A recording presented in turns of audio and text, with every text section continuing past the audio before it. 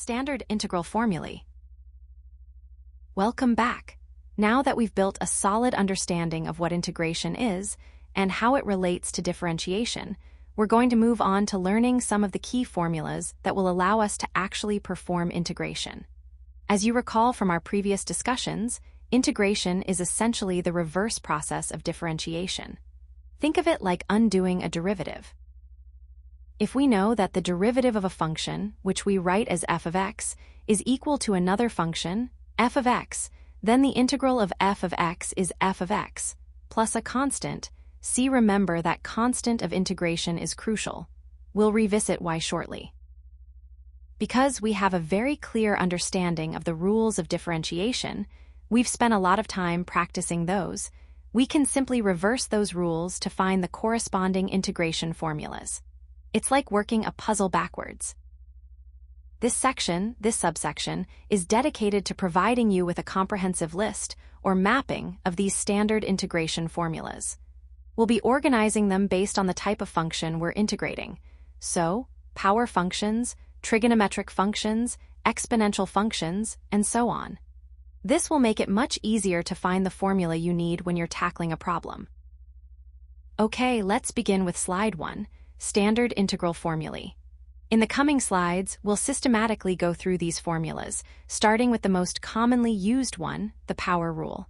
So, let's move on to slide 2 and dive right in. 1. The power rule. Okay, let's move on to our first proper integration formula, the power rule. As we discussed in the previous slides, integration is essentially the reverse process of differentiation. So, it makes sense that our integration formulas will be derived by reversing the differentiation rules we already know.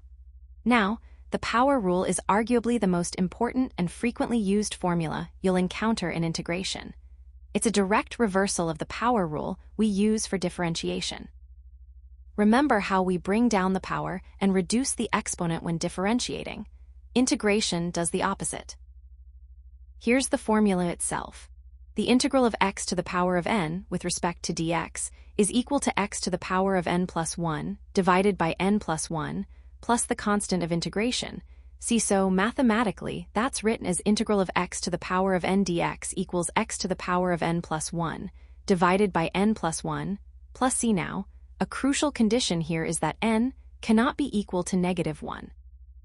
We'll see why that is later on, but for now, just remember that restriction. Let's look at a special case. What happens when we integrate a constant?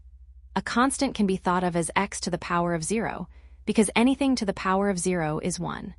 So, the integral of dx, or the integral of 1 dx, is simply x plus c. It's a very straightforward application of the power rule, where we've effectively increased the power of x from 0 to 1. Now, let's solidify this with an example. Let's find the integral of the function f of x equals x to the power of 5. First, we identify the exponent. In this case, n is equal to 5. Next, we apply the power rule. We add 1 to the exponent. 5 plus 1 equals 6. Then we divide the term by the new exponent, which is 6. So, we have x to the power of 6 divided by 6. Finally, and this is extremely important, we add the constant of integration. See, this gives us x to the power of 6, divided by 6 plus c. Therefore, the integral of x to the power of 5 dx is equal to 1/6 x to the power of 6, plus c. Remember, this constant c is vital. It represents the infinite number of functions that could have the same derivative. We'll be reinforcing the importance of c as we move forward. In the next slides, we'll explore how to integrate trigonometric functions, inverse trigonometric functions, and exponential and logarithmic functions, building on this foundation of the power rule. 2. Trigonometric formulae. Okay, let's move on to slide 3, where we'll be looking at integrating trigonometric functions. As we discussed earlier, integration is essentially the reverse of differentiation. So, these trigonometric integrals are simply the results of reversing the differentiation rules we already know for sine, cosine, tangent, and so on. Now, a really important thing to remember with these integrals, and I can't stress this enough, is to pay very close attention to the signs. A single incorrect sign can completely change your answer. Let's look at the formulas. The integral of cosine x, written as integral cosine of x dx, is sine x plus c. Notice how this reverses the derivative of sine x, which is cosine x. Next, the integral of sine x, written as integral sine of x dx, is negative cosine x plus c. This is where students often make a mistake, so really focus on this one. The derivative of negative cosine x is indeed sine x. Moving on, the integral of secant squared x, written as integral secant squared of x dx, is tangent x plus c. Then, the integral of cosecant squared x, written as integral cosecant squared of x dx, is negative cotangent x plus c. Again, pay attention to that negative sign.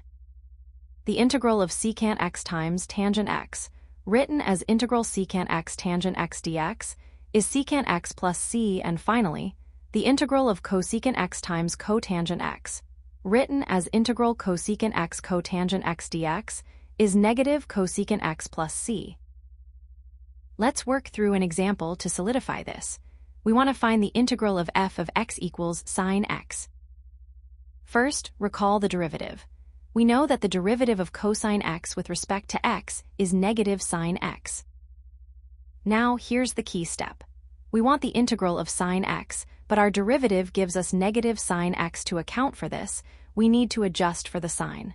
So, the integral of sine x will be negative cosine x. Finally, don't forget to add the constant of integration. So, the result is negative cosine x plus c. Therefore, the integral of sine x, written as integral sine of x dx, is negative cosine x plus c. Keep these trigonometric integrals handy, as they appear frequently. And remember, double-check those signs. In the next slides, we'll move on to inverse trigonometric functions, and then exponential and logarithmic functions, building on this foundation of standard integral formulas. 3. Inverse trigonometric formulae. Okay, let's move on to slide 4, where we'll be looking at inverse trigonometric integrals. Now, remember how we've been reversing differentiation rules to find these integral formulas? Well, these formulas follow the same principle, but they deal with the integrals of inverse trigonometric functions. Essentially, these formulae come into play when the function inside the integral looks like something you'd get when you differentiate an inverse trigonometric function. Let's look at the formulas themselves. The first one is integral of 1 over the square root of 1 minus x squared with respect to dx equals arcsine of x plus c. Now, arcsine of x is often written as sin inverse x, and just so you know, you can also express this as negative arccosine of x plus c. These are mathematically equivalent. The second formula is integral of 1 over 1 plus x squared with respect to dx equals arctangent of x plus c. Again, arctangent of x is the same as tan inverse x. So, what do these actually mean in the real world? Well, these integrals pop up quite a bit in fields like physics and engineering. For example, they're used to calculate angles of deflection. Think about how an object might bend as it travels through a medium. They also show up in wave mechanics, where you might be dealing with relationships between variables and angles that aren't straightforward or linear.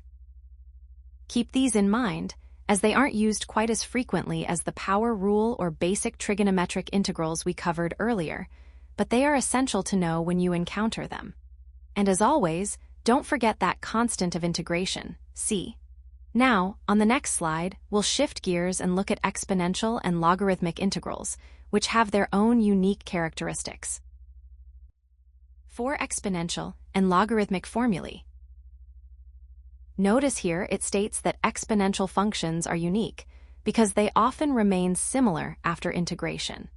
This means that unlike some functions where integration drastically changes their form, exponential functions often retain a recognizable structure. Now let's look at the formulas. First, we have the integral of e to the power of x, written as integral of e to the power of x dx, which equals e to the power of x plus c. This is a very special case. The integral of the natural exponential function is essentially the function itself, plus our constant of integration. Next, we have the general exponential rule. The integral of a to the power of x, written as integral of a to the power of x dx, is equal to a to the power of x divided by the natural logarithm of a plus c. Remember that a must be greater than 0 and not equal to 1. This is because the logarithm of a non-positive number, or 1, is undefined. Finally, we have a logarithmic result. The integral of 1 over x, written as integral of 1 over x dx, is equal to the natural logarithm of the absolute value of x plus c. It's crucial to remember the absolute value here, which we'll revisit later when we discuss common mistakes. Let's solidify this with an example. We want to find the integral of the function f of x equals 5 to the power of x. Step 1, identify the base. In this case, a equals 5. Step 2, apply the general exponential rule. We know the integral will be a to the power of x divided by the natural logarithm of a. Step 3, substitute the value of a. So, we replace a with 5, giving us 5 to the power of x divided by the natural logarithm of 5. Step 4, don't forget to add the constant of integration, c. Therefore, the integral of 5 to the power of x, written as integral of 5 to the power of x dx, is equal to 5 to the power of x divided by the natural logarithm of 5 plus c. Okay, let's move on to our fourth set of standard integral formulas, focusing on exponential and logarithmic functions. As we've discussed, integration reverses differentiation, and this is particularly interesting with exponential functions. This completes our exploration of exponential and logarithmic integrals. In the next slide, we'll address some common pitfalls students encounter when applying these formulas, so pay close attention to those to avoid making those mistakes yourself. Common mistakes to avoid. Okay, let's move on to slide 6. This slide highlights some common mistakes students make when tackling integration problems. It's good to be aware of these before they happen, so you can avoid losing marks unnecessarily. 1. The n equals -1 trap. Now, remember the power rule we learned earlier. That's integral of x to the power of n is x to the power of n plus 1, all divided by n plus 1, plus the constant c. A very common mistake is trying to apply this rule when n is equal to -1. If you try to text plug -1 into that formula, you'll end up dividing by 0, which is undefined.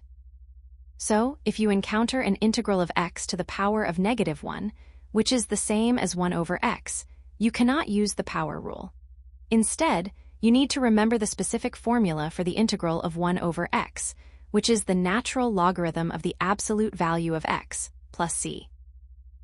2. Forgetting the constant c. This is a really easy one to miss, but it's crucial. Remember, integration is the inverse of differentiation. And what happens when you differentiate a constant? It becomes 0. This means that when we integrate, there's an entire family of possible solutions, all differing by a constant. Therefore, you always need to add plus c to your answer. Leaving it out means your answer is mathematically incomplete. Think of it as acknowledging that there are infinitely many functions that could have produced the derivative you started with. 3. Sign errors in trigonometry. Trigonometry can be tricky, and a frequent mistake occurs with the integral of sine x. A lot of students incorrectly write the integral of sine x as cosine x plus c, but remember what we covered on the trigonometric formulae slide? The derivative of cosine x is negative sine x, therefore, the integral of sine x is negative cosine x plus c. Always double-check those signs. It's a small error that can make a big difference. 4. Absolute value in logarithms. Finally, when integrating 1 over x, it's essential to include the absolute value within the logarithm. The integral of 1 over x is the natural logarithm of the absolute value of x, plus c. Why the absolute value? Well, the natural logarithm, or log to any base, is only defined for positive numbers. However, x in the expression 1 over x can be negative.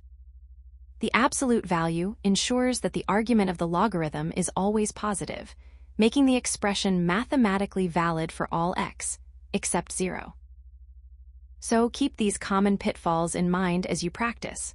Now, let's move on to the final slide, where we'll summarize the key takeaways from this section. Key takeaways. Okay, let's recap everything we've covered on standard integral formulae. This is slide 7, and it's all about solidifying the key takeaways. First point, inverse logic. Remember, throughout this entire section, we've been essentially undoing differentiation. Every integration formula you see isn't some magical result. It's simply a differentiation rule that we've flipped around. If you know your differentiation rules well, building these integral formulae becomes much easier. Think of it like this. If you know what happens when you differentiate something, you can work backwards to find its integral. Next, let's revisit the power rule. This is your workhorse, the formula you'll use most often.